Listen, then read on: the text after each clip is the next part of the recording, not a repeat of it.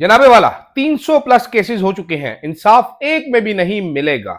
इमरान खान के वकला तो अदालतों में केस लड़ रहे हैं, लेकिन ये एविडेंट है कि इंसाफ नहीं मिलेगा। साथ साथ काकड़ साहब ने आइन तो तोड़ा ही तोड़ा, 2 अदद बुलेट प्रूफ गाड़ियां भी ले उड़े। ये क्या माजरा है? सनाउल्लाह खान साहब सीनियर सहाफी हैं, उनकी रिपोर्ट बताएंगे आपको। और हमजा अली अब्बासी साहब आ चुके हैं मार्केट में, नए लॉन्च हो चुके हैं, ग्रीन ग्रीन नजर आ रहे हैं बड़े मुझे, इस पर है भी बात करेंगे। लेकिन सबसे पहले हाफिज डॉक्ट्राइन। अस्सलाम वालेकुम जी, मेरा नाम अदील राजा है, आप देख रहे हैं मेरा यूट्यूब चैनल। दरख्वास्त ये है कि सब्सक्राइब ज़रूर कीजिएगा, फॉलो ज़रूर कीजिएगा मुझे। मेरे सारे प्लेटफॉर्म्स जो हैं वो इस वीडियो की डिस्क्रिप्शन में सारे लिंक्स मौजूद हैं, उन पे सब्सक्राइब कीजिएगा। सबसे पहले बात शुरू करते हैं जनाब, ये हाफिज डॉक्ट्राइन क्या है? ये हाफिज डॉक्ट्राइन क्यों है? क्या हाफिज को किसी डॉक्ट्राइन की ज़रूरत है और हाफिज किस चक्कर में अपना डॉक्ट्राइन बनाकर बैठा है? ये वो चंद सवालात हैं जो मेरे ज़हन में आए। ये माजरा ये है कि सुहेल वड़ाई साहब ने कॉलम लिखा है जनरल आसिम मुनीर की कसीदा गोई में। अब प्रॉब्लम इसमें यह है कि ऐसे कसीदा गो मैं पहले बता चुका हूँ, दुनिया में हर अहद में, हर दौर में, हर मुल्क में पाए जाते हैं ऐसे कसीदा गो, और ढेरों की तादाद में पाए जाते हैं। तो ये कोई नई चीज़ नहीं है जो सुहेल वड़ाई साहब का आप कसीदा गोई का हुनर देख रहे हैं।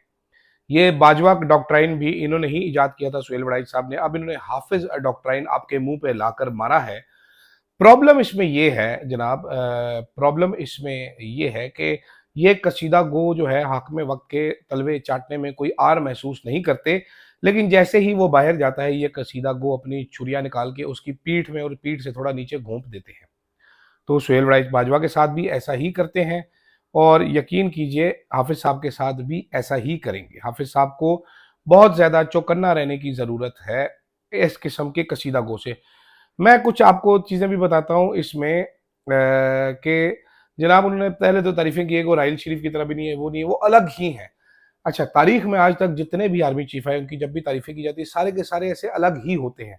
कोई भी पुराने से पुराने जैसा नहीं होता, बल्कि बहुत बेहतर, अ, हसीन और जमील और कॉम्पिटेंट होते हैं। तो ये कोई नई चीज़ नहीं है कि कॉम्पिटेंट है। उन्होंने कहा जी मैंने मुलाकात की दरख्वास्त की, शाइस्तगी से टाल दिया गया। मुझे इस पे वो लतीफ़ा याद आ गया कि एक मरासी पिंड के चौधरी के घर पहुंच जाता है और उधर जाके अपने उनकी बेटी का रिश्ता मांग लेते हैं कि मेरा पुत्र जी 12 जमाता पढ़े, इतना रिश्ता करा दो। चौधरी को हैरत से देखता है, अपने बंदों को बोलता है, वो इसको फेंटी पुटी लगा के बाहर फेंक देते हैं घर से। तो ये खड़ा होकर फिर चौधरी को कहता है, चौधरी साहब फिर मैं ना ही समझा, कपड़ा झाड़ते हुए घर चला जाता। तो इतनी शाश्तगी से इनको भी इनकार कर दिया गया। खैर, इन्होंने जनाब बताया है आसिम मुनीर के बारे में कि मैंने बहुत सारे लोगों से पूछा है कि उनकी पर्सनैलिटी कैसी है और किस किस्म की पर्सनैलिटी है। वो बड़े जनाब उनका क्या फौजी सरबराहों से मुख्तलिफ हैं, वो किसी से नहीं मिलते, उन्होंने इमरान खान से बात नहीं की थी, वो ज़ाती तौर पे मजहबी हैं, लेकिन वो जनाब वो इंतहा पसंद नहीं है, ठीक है? वो मजहबी इंतहा पसंदी के खिलाफ है। उन्होंने कहा जी एक अफसर के बारे में शिकायत की गई कि वो शाम को दफ्तर में निकर पहनता है। तो जनरल आसिम मुनी ने अफसर को बुलाया, उसने बताया कि जी मैं जिम जाने के लिए निकर पहनता हूँ। उन्होंने अफसर को बगैर किसी कार्रवाई उसको फिट रहने का दर्ज दिया, बल्कि हौसला अफजाई की। मेरा सवाल ये है कि ये अफसर दफ्तर में निकर पहनता क्यों था? जिम जाके क्यों नहीं कपड़े चेंज करता था? हर जिम में एक कमरा होता है जहाँ पर आप निकर पहन सकते हैं जाके। मैं खुद भी जनाब अक्सर व बेशतर अगर टाइम ना हो तो जिम जाके ही कच्छा पहन लेता हूँ, अपना निकर पहन लेता हूँ। तो ये अफसर जो है ये दफ्तर में निकर पहन के बैठता क्यों था? इस पे ज़रूर सोचना चाहिए कि ये दफ्तर में बिला वजह क्यों निकर पहनता था। उन्होंने ये भी बताया बड़े सख्त हैं जी, इन्होंने 3 लेफ्टिनेंट जनरलों को बर्खास्त किया। बहुत अच्छी बात है, इनके खिलाफ कड़ी कार्रवाई होनी चाहिए, सिविलियन कोर्ट में होनी चाहिए, ओपन होनी चाहिए ताकि लोगों को पता चले।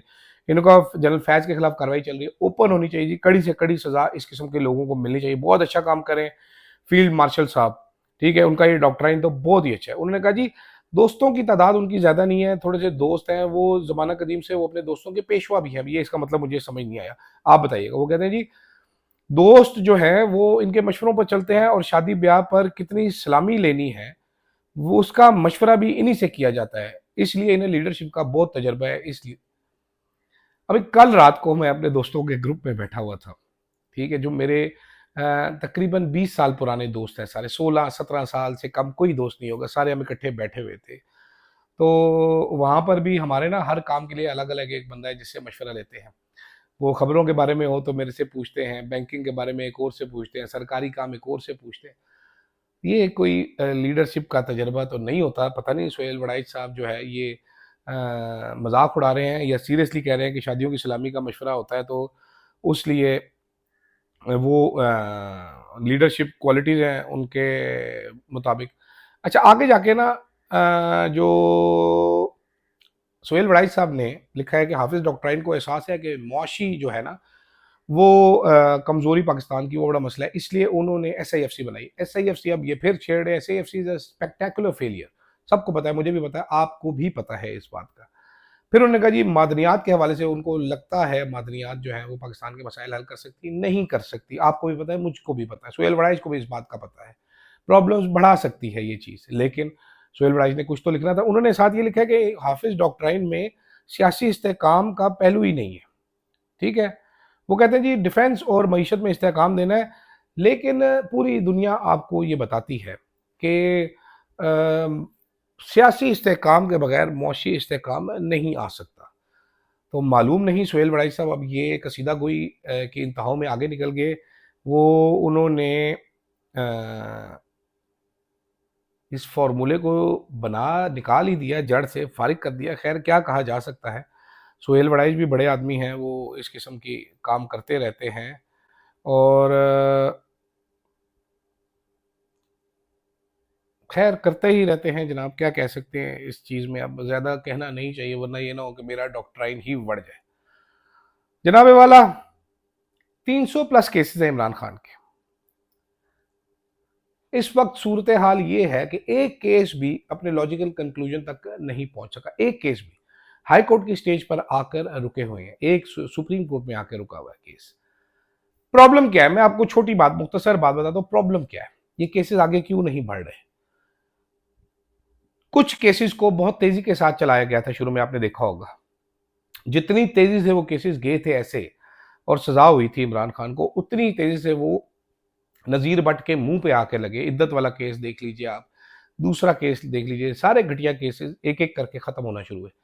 हाई कोर्ट की स्टेज पे खत्म हुए तो इस रजीम को एहसास हुआ कि हमारे केस बनाए हुए, हमारे केस बनाने वाले भी नालायक हैं और इतने बूढ़े किस्म के ये केसेस हैं, हमें कोई बेहतर केस बनाने की ज़रूरत है। उसका क्या करें, तो उसके लिए फ़ौरन से पहले सोचा गया कि उसके लिए ये करते हैं हम कि हम इनके केसेस रोक देते हैं। तो नाचा पहले केसेस रोके गए। केसेस रोकने के बाद उन्होंने कहा अब कभी तो चलाने हैं केसेस, इमरान खान को करप्ट कैसे साबित करें। बट तोशाखाना 2-3 भी तैयार करके बैठा हो तो क्या करें। फिर उन्होंने कहा जी अपने जजेस लेके आते हैं, तो फिर वो जजेस इंपोर्ट कर लिए गए। जजेस आ गए जी, अब जजेस आ गए, अब उन जज के सामने भी केस नहीं लगा रहे, डर के मारे कि यार ये इतने बकवास केस है कि ये हमारे अपने जज भी उड़ा देंगे। हाजी अमीनुद्दीन के सामने भी केस नहीं लगा रहे। केस चलाएं, पता चले ताकि केस में क्या है। मेरा ख्याल है चलने चाहिए, इमरान खान तो खुद चाहते हैं चलाए जाए उनके केस। अपील नहीं सुन रहे 190 मिलियन पाउंड के केस की। 190 मिलियन पाउंड और तोशा से खाना से अनवारुल्लाह काकड़ साहब याद आ गए। लेकिन ये 300 प्लस केसेस इस निज़ाम के ऊपर मुंह पर तमाचा है। पाकिस्तान में कोई एक गैरतमंद जज नहीं मिल रहा जो कि मेरिट पे ये केसेस सुन ले। कठपुतली जजेस हैं, हुकूमत जो कहती है वो करते हैं। पाकिस्तान में अदल का निज़ाम शुरू से बहुत ही बुरा रहा है।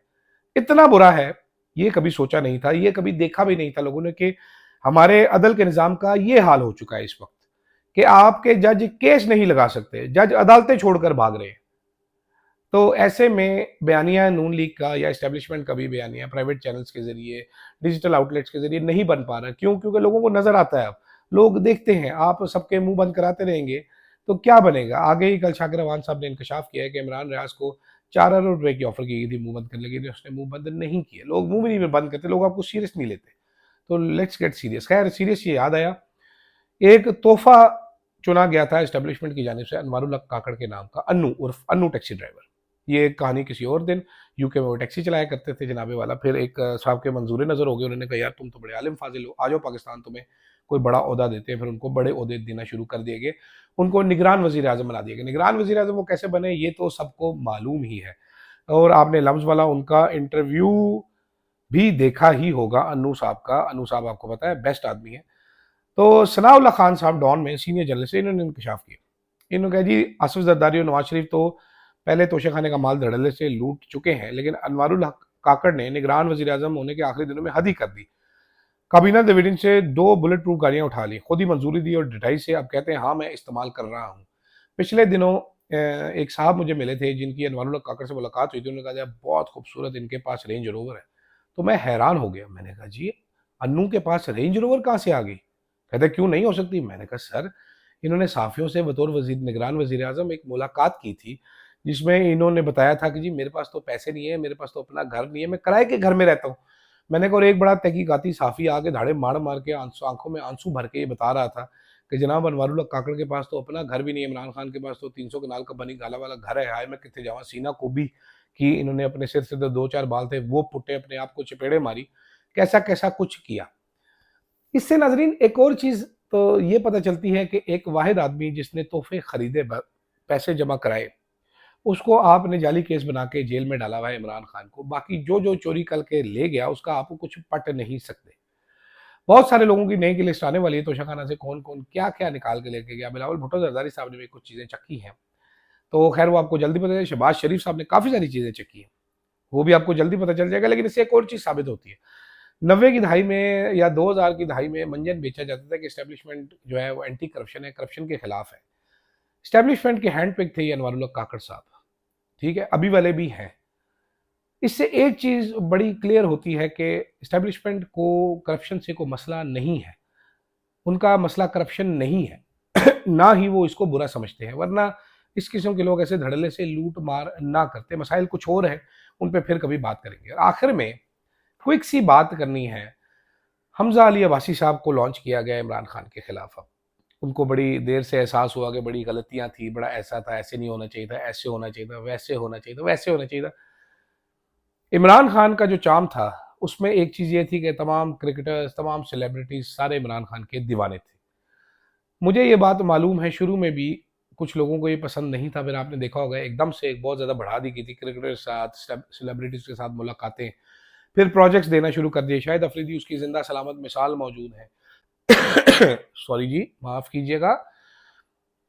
तो इसी तरह बहुत सारे लोगों पे काम किया गया, बहुत सारे लोगों को काम देना बंद भी किया गया। मलकू उसकी मिसाल है और भी कुछ लोग उसकी मिसाल है, अनवर मकसूद साहब उसकी मिसाल है। तो कुछ दिन कबल आपने पीएसएल की इख्तितामी तकरीब देखी जिसमें हमजा अली अब्बासी साहब को इनवाइट किया गया। ग्रीन एंटरटेनमेंट पे इनको कुछ प्रोजेक्ट भी दिया गया, जिसके बाद जाहिर है हमजा अली अब्बासी साहब ने जो उनको स्क्रिप्ट दिया गया था उसके मुताबिक बातें कर दी। ये कोई पहले आदमी नहीं है ना ये कोई आखिरी आदमी है, बहुत ज्यादा इसके वो क्या बोलते हैं रीड इनटू इट करना नहीं चाहिए। ठीक है, हमजा अली अब्बासी साहब इतने जोगे ही थे, इतना ही कर सकते थे जो उन्होंने कर दिया है। आगे आगे देखिए होता है क्या है। हमजा अली अब्बासी साहब, कुछ लोग जो होते हैं वो खड़े नहीं हो सकते ना, असर के टाइम पे रोजा तोड़ देते हैं, तो हमजा अली अब्बासी साहब भी असर के टाइम पे रोजा तोड़ने वालों से है। अल्लाह खैर करेगा जी, देखते हैं आगे जाके होता है क्या।